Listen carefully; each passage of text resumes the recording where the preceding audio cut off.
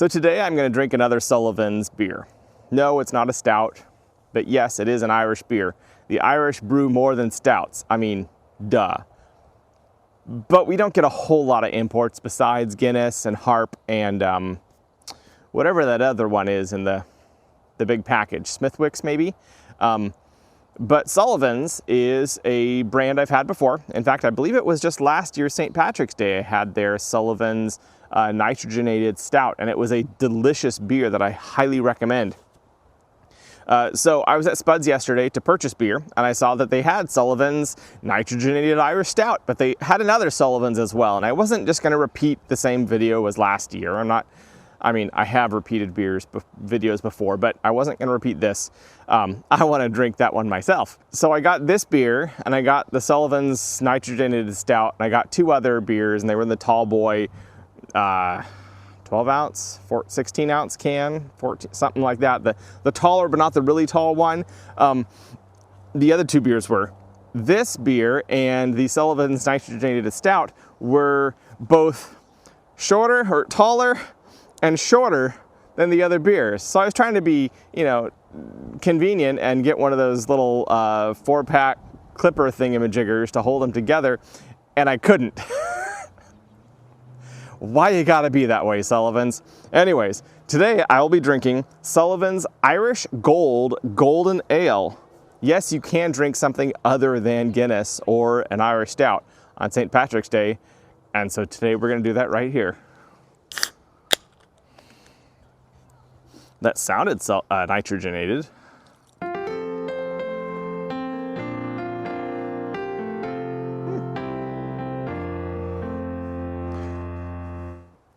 Well, no, that's definitely not nitrogenated. And it's not cold enough that it hasn't been out of the fridge that long. Interesting, that's just a real humdinger of a head on that totally not nitrogenated beer. And you can tell it's not nitrogenated despite the fact it has a really big head, because even though it has a very fine head, it is not quite so fine as a nitrogenated beer, number one. Number two, it didn't take a really long time for the nitrogen bubbles to come out of suspension. So no, this is intentional. This is an unnitrogenated beer.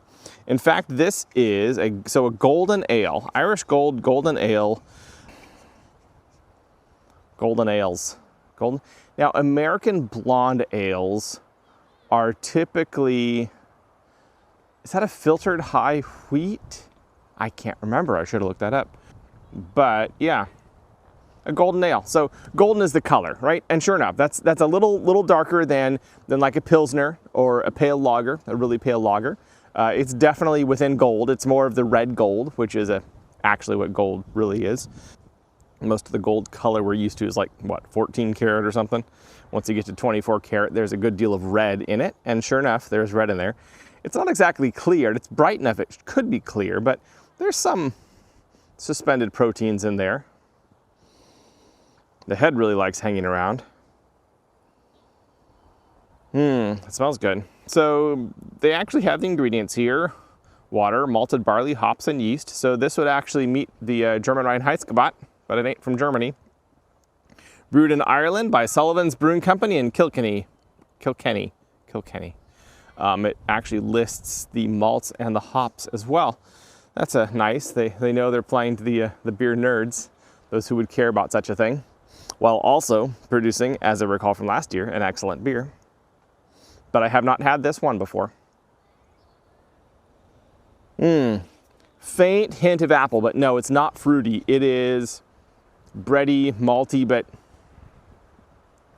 I hesitate to say musty. It's not like musty. It's more like, rather than a crisp cracker, it's a softer, slightly softer. Not really bread, because bread has kind of the saltiness usually to the aroma. What is that? It's like it's bread, but there's a blanket over it, kind of thing, in an old kitchen that's seen a lot of loving, meals prepared lovingly over a lot of years.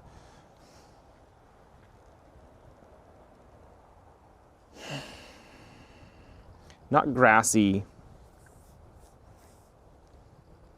I mean, I suppose if it were stronger, we might call that funky, but it's not really reaching that level. It's more like wet hay, I think.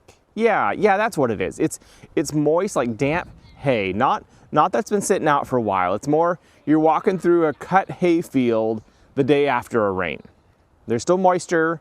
It's not started to rot or anything like that. There's nothing else unwanted growing there. It's just, no longer just the dry, crispy, warm hay smell. Now there's some moisture to it. That's the aroma I'm getting.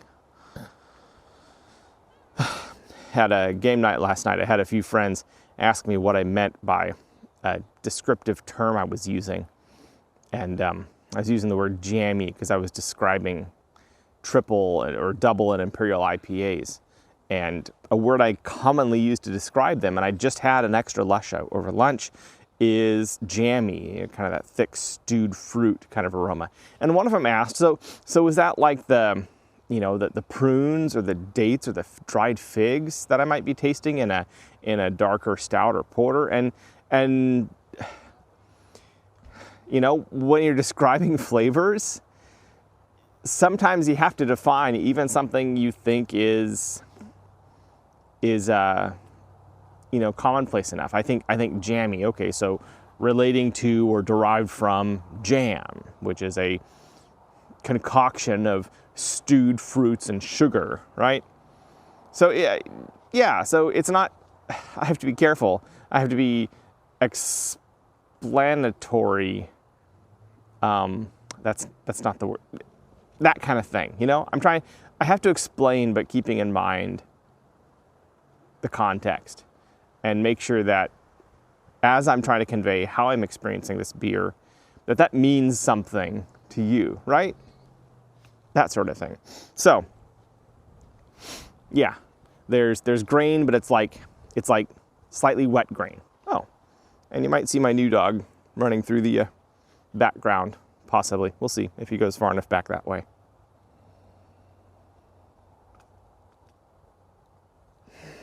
That smells good. It smells like full-bodied, which isn't something you always expect with a light-colored beer. Though, I mean, some brewers might even call this an amber. This would be a light-colored amber at some point. But yeah, it smells. I'm not really smelling toast or roastiness at all, even though those malts are a little bit darker. But I'm not picking up like a toasted aroma. Let's see how she tastes.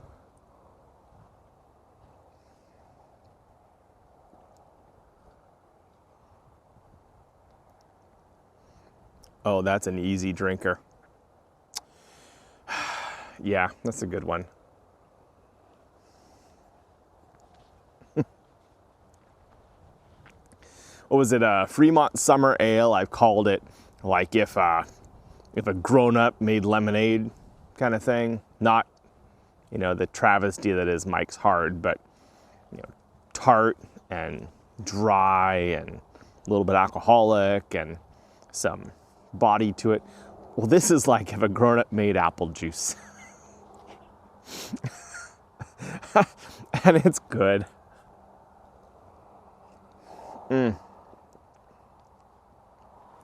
Round. There's not really any points of acidity. There is a pretty substantial hop bitterness that builds really slowly. But when you first get it in your mouth, it's this sweet maltiness that never quite approaches the level of baked bread, even white bread. It remains a step back from that. It's more stewed grains and the sweetness you get from that. Stewed grains with, and not like oatmeal, but I'm thinking like a wheat berry. Not that I've had stewed wheat berry, but what's that? Farro. Farro is kind of a wheat-like grain that you might, boil and eat, kind of like rice. So yeah, almost a little bit of a nuttiness, a sweetness because the grains have a good deal of sugar in them and it's been broken down. It never quite approaches like a definable sweet fruitness. It stays just sweetness. But it's not just sweet. It's sweet and nutty, malty, grain flavor. And it's pretty full. Like it feels substantial considering it's a light-ish color flavor.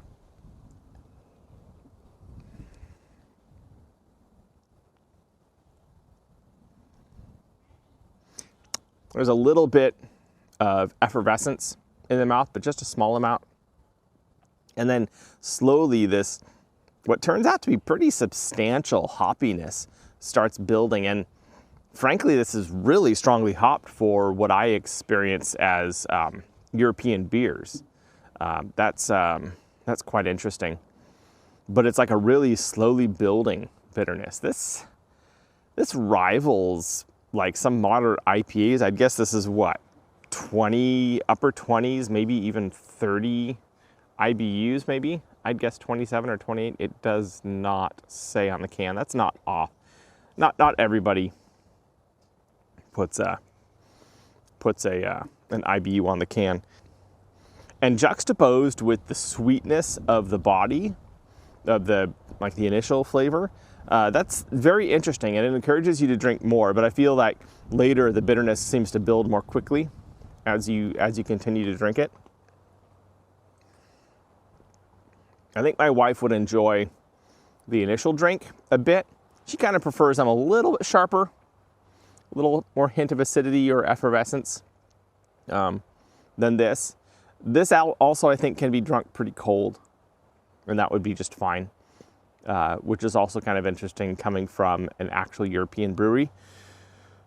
But that bitterness that builds, that's pretty substantial, and it would make an IPA fan pretty happy. But for someone who's not a fan of those really strongly hopped beers, it might be, a bitter step too far. But that's a tasty beer. That is really tasty.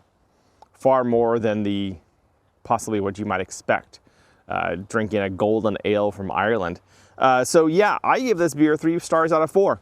You don't have to drink stout beers on St. Patrick's Day. There are other Irish beers. They make other things. You don't have to drink a Harp or a Guinness or a Smithwick's, though those are excellent beers all in their own right. They are well made, they're quality beers. Even at mass volumes, those are good beers. But there are, funnily enough, craft Irish brewers.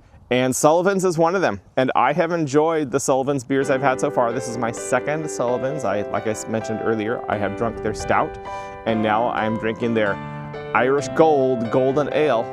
I give it 3 stars out of 4. And I'll catch y'all on the flip side.